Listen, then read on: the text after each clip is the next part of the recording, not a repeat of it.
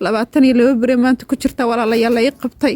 maxay ahayd waxaa la yidhi 23 maalinka noqoto kurkaa laga jarayaa gabadhaada meydkeeda lagu soo dhigayaa Soomaali Maxamed walaalayaal ii kaca gabadheeda ii badbaadiyay walaalayaal waan bariya aniga magaalada ma aqaano hadaan ka garanay walaalayaal Itoobiyan ka imaada waan rafaadsanaa walaalayaal Soomaali Maxamed walaalayaal caawiya waan bariya walaalayaal waan rafaadsanaa xaafadana garanaynin baan joogaa insha Allah caawina assalaamu alaykum waraxmatullaahi ta'ala wabarakaatu Soomaali Maxamed meel walba aad joogtiin waan salaama maanta waxaan nii wadaa maamo dhibaataysan oo gabadheeda lagu haystay liiwi lagu jirdilay lagu bahdilay oo dhibaataysan ani haya wax walba cabashadeeda ayadan nii soo gudbinayso ay maam السلام عليكم ورحمة الله تعالى وبركاته walaalayaal Soomaali Maxamed meel ay joogaan waxaan ka codsanayaa gabadheeda 6 bilood baliiba ku dhibaataysan tahay agoon weeyaan aaba ma laha arxan iyo sirtoona ma haysto Itoobiyan ka soo cararay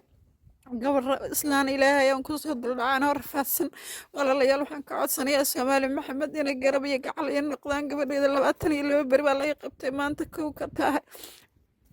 walaalayaal macaanayaan oo kaca Soomaali Maxamed meel ay joogaan baan Itoobiyan ka imaad arxan iyo sirtoona mali cid aan ka garanay magaalada ma jirto gabadh Soomaaliyeed ma walaal gurigeeda jooga caawa 7 inta Kismaayo joogo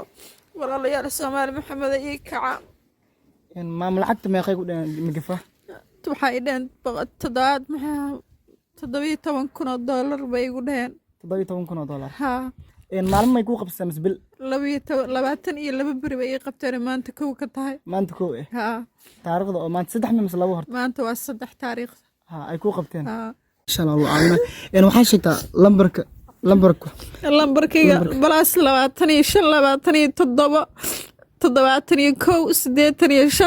27 dahab Cumar Nuur baa ku qoran dahab Cumar Nuur ha